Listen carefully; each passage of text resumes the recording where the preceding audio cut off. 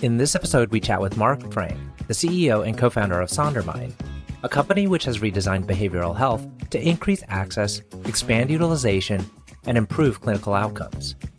SonderMind's individualized approach to care starts with using innovative technology to help people not just find a therapist, but find the right in-network therapist for them. From there, SonderMind's clinicians are committed to delivering best-in-class care to all people by focusing on high-quality clinical outcomes. Prior to co-founding SonderMind, Mark founded 3 other successful ventures, including Next Oncology, TermScout, and SafeImageMD. I'm your host, RJ Lumba. We hope you enjoy the show. If you like the episode, click to subscribe. Mark, thank you so much for taking the time to chat with us today. It's a delight to be with you. Thank you, RJ. It's really good to chat with you as well. So as I was kind of reviewing and refreshing on your background, I noticed you've had multiple endeavors. And so it's very appropriate for this podcast about entrepreneurship. I always think like the first one is probably the hardest, probably where you experience the most challenges, but you evidently knocked it out of the park. Can you tell us about that first entrepreneurial journey and Next Oncology, how you ended up pursuing it, what prompted the idea and caused you to really take that leap of faith and jump in on the risk? Yeah, it was the hardest. I was just talking recently with a former SonderMind employee who is starting her own venture now. And as she was leaving, she asked for some advice. And I said, the hardest thing in your first venture is dealing with the day-to-day ups and downs, week to week, month to month, but it really is almost intraday where you'll have this win in the morning and then this other thing that happens. And the mental yo-yoing that you have to experience is unlike any other role. And so that was the advice I gave her. I would share that with everybody else. I started what was originally called Denver CyberKnife. It became Innova Cancer Care, and Next Oncology was the management service organization that I created around it. Really because I wanted, to get back to Colorado. I wanted to leave investment banking, and I wanted to build a business and get back to my roots of leadership and things like that I had started in the Army. And so the jump for me, while it was certainly risky from a financial standpoint, I kind of cut my family compensation by about 70% and then signed a bunch of debt guarantees because myself and the outside investor financed it with some equity, but almost a 10-to-1 debt to equity ratio, which was personally guaranteed. And I will say the time to sign personal guarantees is when you have almost no net worth. So I was levered about 10x my net worth. I basically put all my money, which wasn't that much, and said, well, if this doesn't work out, I'm bankrupt, but I'm not starting with that much. So that's kind of a good place to do it. And it was really, I wanted to be in healthcare. I was already in healthcare and investment banking. And I wanted to build a business that could help people. And so this business was a radiation oncology company. We were treating cancer patients who had brain tumors, lung cancer, prostate cancer, spinal tumors, et cetera. And really, it was a financial success. But I think even more important to me was it was an educational success. I learned healthcare from the ground up. I built my own billing department. I built my own marketing department. I did all the direct-to-consumer marketing. I did the referral marketing. I had salespeople running around building referrals. I worked with insurance plans. I did all the commercial contracting with commercial payers, dealt with Medicare. And then we were treating patients who were coming in every single day with cancer. And so built, an experience where, our health grades rating was like 4.9 out of 5 with hundreds of reviews. And so really was a clinically sound business. And that was my driving force there. At that time, I could see how you could really deliberate about like, should I do this or not? You said you cut your, compensation by 70%, you levered up. I think many people have this thought process. Oh, I want to do something entrepreneurial. I want to start my own business. And they begin collecting information. You never have perfect information, right? So Right. What compelled you to say like, okay, I have all the information I need and I'm going to go for it? So the starting place was I operate from this point of view that there are 3 legs to the stool of kind of like the combination of professional, like sort of an individual, I won't say happiness because it's not about, but sort of satisfaction or content. And that is as it relates to sort of your professional life. 1, do you like the work you're doing, like the actual work? 2, do you feel like there is a fair compensation, whether that's current or future state, meaning like you could be betting on equity, but that's your own delineation? And 3, do you have the time and bandwidth to do the things that you want to do that are not part of work. That again is a different equation for everybody. So it's like, do you have the time to be able to control your schedule and be with your family or whatever? So for me, in investment banking, I was only hitting one of those things at that point in time. The compensation bucket was sort of like check mark, but the other two were not. Those other two legs still were not there. And so that was what the driving force. So that was a calculation of the risk for me, because I said the risk of actually staying where I am means that I will be on this wobbly stool for a long time, and the compensation piece will get bigger and bigger. So let me do this now, because if I wait, it'll be very difficult for me to pull that trigger rationally. Mm-hmm. Two, and maybe my risk equation is just different than maybe the average person. I don't know. But I looked at this going, look, the downside is in a year or two, this business fails and I'm declaring personal bankruptcy and we have no money and anything like that. But at the end of the day, I've got a good background. I've learned a lot. I've learned that I'm terrible at starting companies or running them. That's good to have that knowledge versus not knowing that. And I can go get a job somewhere else. And maybe it'll take some time. It'll be a setback. But I felt like that was not that risky. I was like, well, that's okay. I can build back from that. And, again, the risk equation was at that point was 5 years removed from being in Iraq for OIF1. So I was also like, look, there's no mortars coming down on me and things like that. There's no risk of IEDs in the road. So it's not that risky, like I'll still be alive and I'll be able to spend time with my family. And I had a son, started my first business. I've since had, I have 2 more kids now. So, we had 3 kids in 3.5 years. That was like, I want to do this now before I feel even more pressure from having a family and needing to sort of support our needs. And when you're doing the mental math of that compensation component, saying, I'd be super happy if in 5 years the business was doing X, and I was making, Y, would you say that you set your goals more ambitious than you ended up, or was it modest and you kind of reached above that? Well, I like algorithms and I like modeling and things like that. I was a computer science undergrad, and I, as an investment banker, you do a lot of financial modeling. And so I, of course, had my various scenarios that, I could play around with different triggers. And so the upside scenario ended up being probably about 50% lower than what the actual outcome was. So it was another learning, right? Which is like, I always approach entrepreneurial ventures through the lens of, let me be on the conservative end of most entrepreneurs, and let me actually be realistic and then change as that goes, right? So on day 0 with that company, I didn't expect it to end up where it was. On day 0 with SonderMind, I didn't expect it to end up where it was. I thought it was a possibility, but I was like, let's be a lot more conservative about what we can do and let's build toward that. And then as we get traction, as we get confirmation that this works, we continue to set our goals higher and higher. I love that statement or quote about people often underestimate what they can accomplish in 10 years. They overestimate what they can accomplish in 1 year. And, exactly. And that's been my experience as well. And it's interesting to hear that you ended up doubling actually what your upside scenario was. So let's switch over to SonderMind. How did you come up with this idea? It seems like the timing was correct. The timing, well, it was probably early, given that I founded SonderMind and co-founded SonderMind with my co-founder, Sean Boyd, in 2014. And it was driven by 2 sets of personal experiences. One was, like I mentioned, I had 3 kids. We had 3 kids in 3.5 years. It was a lot of stress. And I was trying to find a therapist and use my insurance. And I knew healthcare, right? I was running a healthcare company. And it took me months to find a therapist who was available, who took my insurance, who was the right fit, who was geographically proximate, who had the right scheduling dynamics, et cetera. But I went through it. I found somebody. Okay.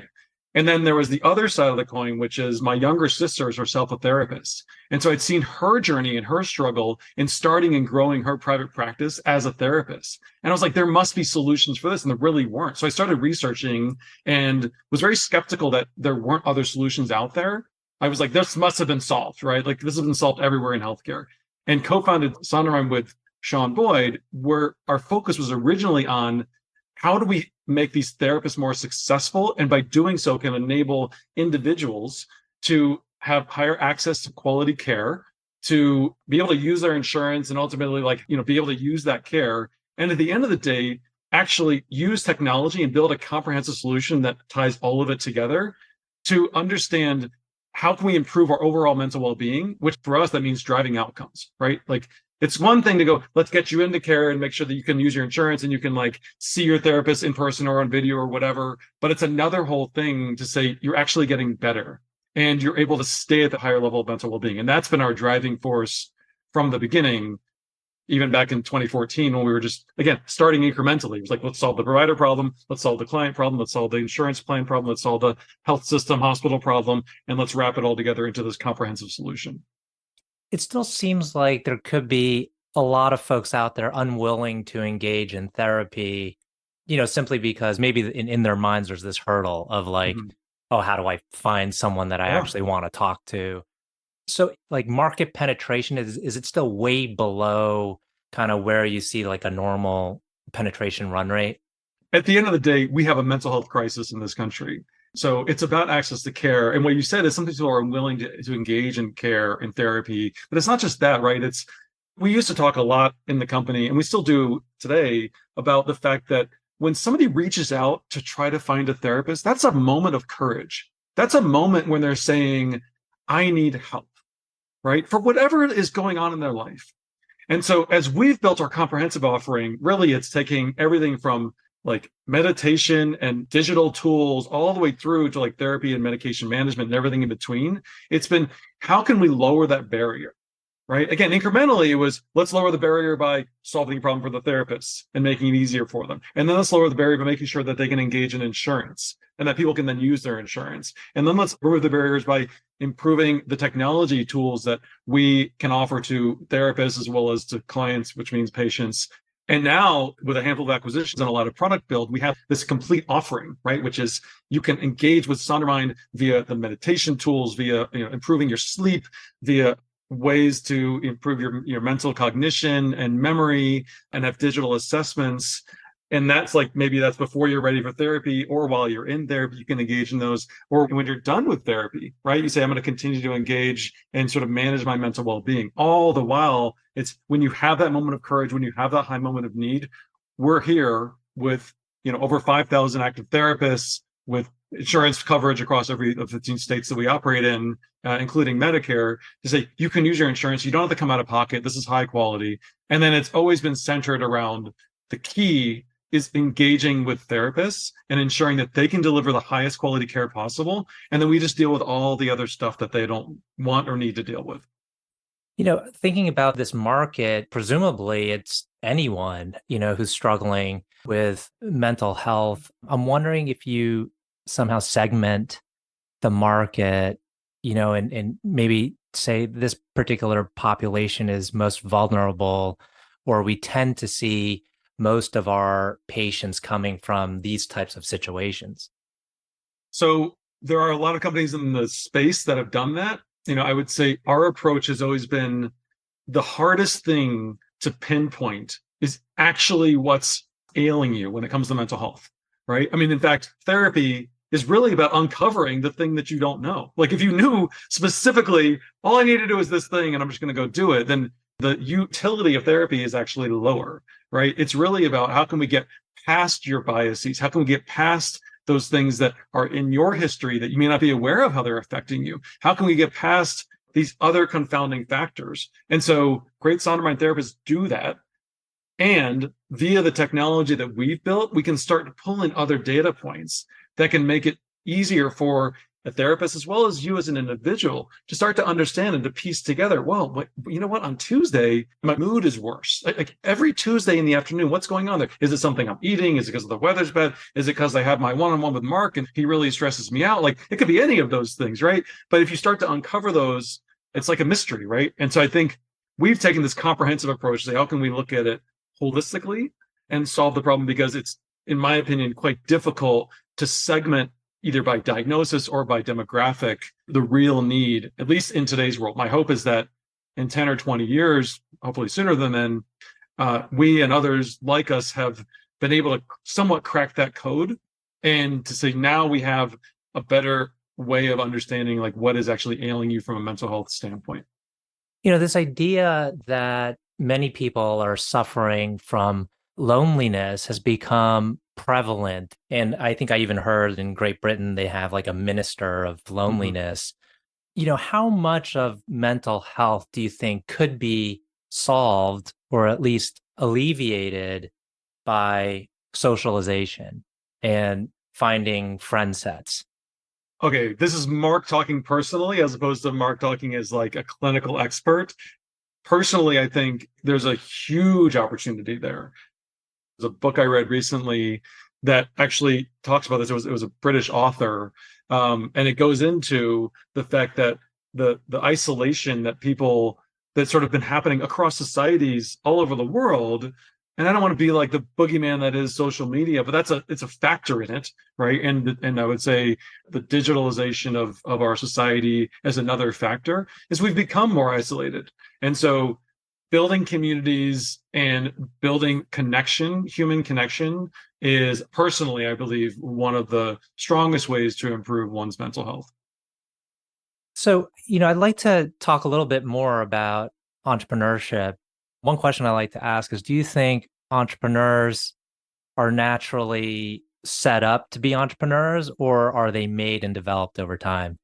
I think they're made. There's a book by Lloyd Shevsky, who's a professor that I had of entrepreneurship at Kellogg called Entrepreneurs Are Made, Not Born. I think I might be missing up the title, but I fully believe that. When I started the first company, I thought, you know what, this isn't some super unique idea, right? And I thought, I don't have the ability to sort of come up with unique ideas.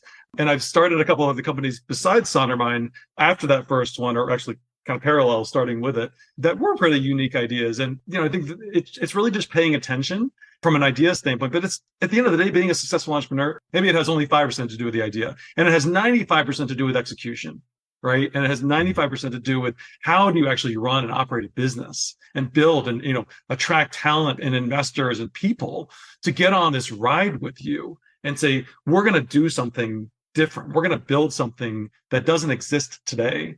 And anybody can do that. And it just takes a meaningful amount of hard work and a lot of grit and a lot of stick-to-itiveness. What's the best insight you've developed as being an entrepreneur that you would kind of impart on another entrepreneur? One thing I say to all budding entrepreneurs is be your own biggest skeptic.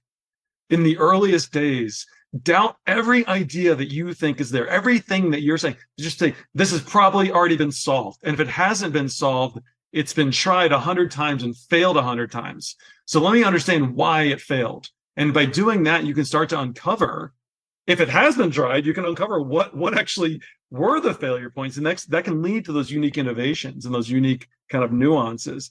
And if it hasn't been tried, then you might go, why hasn't it been tried? Right? Like maybe it actually is being solved in another way. Maybe the problem's not as big as it is. So I would say to everybody, be your own biggest skeptic. And what's your philosophy around starting multiple companies versus owning one and building it for the long term? So I was at once accused accurately of being a parallel entrepreneur, which is different than a serial entrepreneur. Serial entrepreneurs, you start one, and then you go start the next one, then you start the next one. So if I take a point in time, in 2015, I had just sold Next Oncology. I was in the process of selling SafeImageMD, which was a digital platform for storing and viewing and sharing medical imaging data.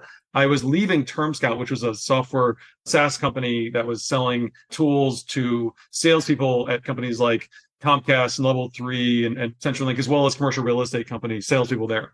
And then I had started SonderMind a year before with my co-founder, Sean, and was about to sort of like really kind of focus all my time on that.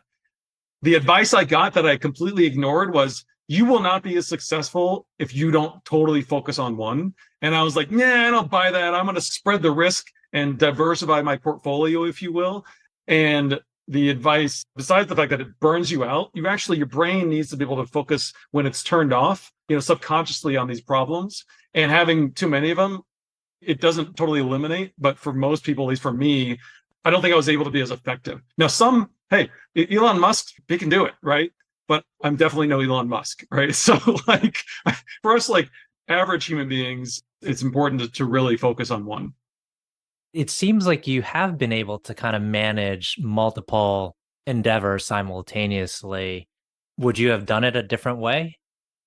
I think SafeImage was way too early, and it didn't have the requisite focus for myself and my co-founders in order to be as successful as it could have been.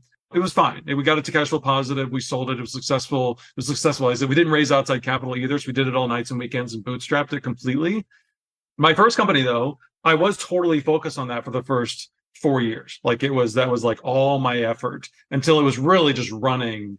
And then SonderMind really didn't start to grow until it had all my and my co-founders focused, in kind of like early 2016, and really start to build the thing that we were building. It took all that focus. So I'd say, like, yes, you can sort of do it, but maybe not with the level of success that one would hope or expect for.